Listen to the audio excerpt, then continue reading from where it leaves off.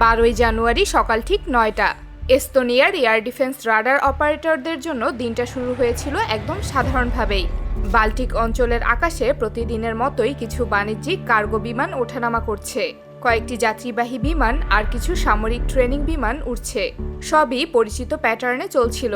এগুলো এখানে প্রতিদিনই হয়, কিন্তু হঠাৎ করেই রাডার স্ক্রিনে এমন একটি সিগন্যাল ভেসে ওঠে যা মুহূর্তের মধ্যে পুরো কন্ট্রোল রুমের পরিবেশ থমথমে করে দেয়। 3টি রাশিয়ান MiG-31 ফাইটার জেট আচমকা দক্ষিণ দিকে যেতে শুরু করে। ট্রান্সপন্ডার বন্ধ করে রেখেছে যুদ্ধ বিমানগুলো, তাই সেগুলোকে সরাসরি ট্র্যাক করা যাচ্ছে না। রেডিও সিগন্যালও অফ, এবং কয়েক মিনিটের মধ্যেই এস্তোনিয়ার আকাশসীমায় ঢুকে পড়ে। উচ্চতা প্রায় 30,000 ফুট। ঠিক তখনই MiG-31 বিমানগুলো শক্তিশালী জ্যাসলন এম রাডার অন করে, আর তারপরেই পুরো রাডার কন্ট্রোল রুমে তীব্র উত্তেজনা শুরু হয়। কারণ এই যুদ্ধ বিমানের রাডার নিচে থাকা কয়েক শত কিলোমিটারের মধ্যে যে কোনো সামরিক নড়াচড়া ট্র্যাক করতে পারে, যে কোনো স্যাটেলাইট সিগন্যাল ডিকোড করতে পারে। এই বিমানগুলোর উপর আসলে ন্যাটো অনেক আগে থেকেই নজর রাখছিল, কারণ এই অঞ্চলে ন্যাটোর এয়ার ডিফেন্স সিস্টেম এমনভাবে সাজানো যে রাশিয়ার যে কোনো সামরিক টেক অফ প্রায় সঙ্গে সঙ্গেই ধরা পড়ে। তারা ধরেই নিয়েছিল এটা ছিল একটি পরীক্ষা। রাশিয়ার বিমানগুলো আসলে জানতে চায় ন্যাটো কত দ্রুত প্রতিক্রিয়া দেখায়, কোথা থেকে ফাইটার ওঠে এবং সীমা কোথায় টানা হয়। নিচে তখন তালিন শহর ব্যস্ত হয়ে পড়েছে। প্রায় 4 লাখ মানুষ অফিস, স্কুল, কাজে যাচ্ছে। তাদের কেউই জানে না ঠিক তাদের মাথার উপর দিয়ে এমন কিছু একটা চলছে। তাই ন্যাটো সরাসরি কঠোর পদক্ষেপ নিলে রাশিয়ান ফাইটারগুলো কী প্রতিক্রিয়া দেয় তা তারাও বুঝতে পারছিল না। ন্যাটোর পক্ষ থেকে প্রথম প্রতিক্রিয়া আসে আকাশেই। ইতালিয়ান এয়ারফোর্সের 2টি F-16 পাশের এলাকায় মহড়া দিচ্ছিল। হাই কমান্ড থেকে নির্দেশ আসায় তারা সরাসরি রাশিয়ার বিমানের দিকে চলে যায়। এরপর ধীরে ধীরে আকাশে ন্যাটোর আরও উপস্থিতি তৈরি হয়। ফিনল্যান্ডের F-18, সুইডিশ গ্রিপেন, পরে পোল্যান্ড ও জার্মান বিমান সবাই একই আকাশে ঢুকে পড়ে।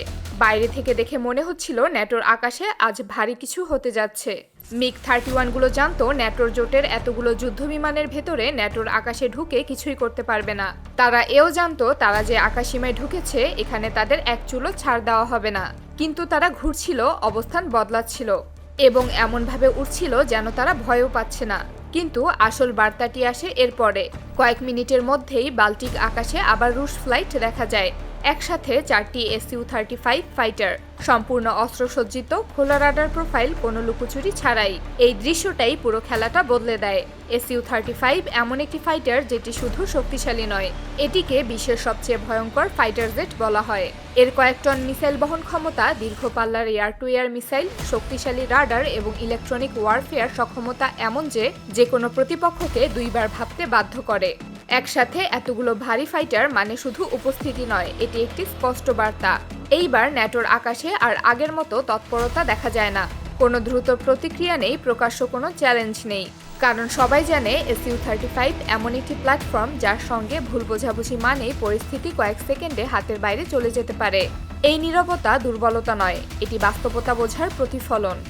রাশিয়া সেদিন বোঝাতে চেয়েছিল এই আকাশে তারা শুধু অতিথি নয়, তারা হিসাবের অংশ। একবার যদি হিসেব শুরু হয় তাহলে সেটি আর হাতের নাগালে সীমাবদ্ধ থাকবে না। বাল্টিক অঞ্চলের আকাশে সেদিন কোনো গুলি ছোড়া হয়নি, কোনো মিসাইল ছোড়া হয়নি, কিন্তু শক্তির ভারসাম্য নতুন করে হিসাব করা হয়েছে। ন্যাটো জানে Su-35 কি করতে পারে, রাশিয়াও জানে ন্যাটো কি করতে পারে। আর ঠিক এই পারস্পরিক উপলব্ধিটাই সবকিছু শান্তভাবে মিটিয়ে দিয়েছে। কারণ রাশিয়া জানে কখনো কখনো আকাশে আধিপত্য দেখাতে যুদ্ধ লাগে না, শুধু উপস্থিতি যথেষ্ট।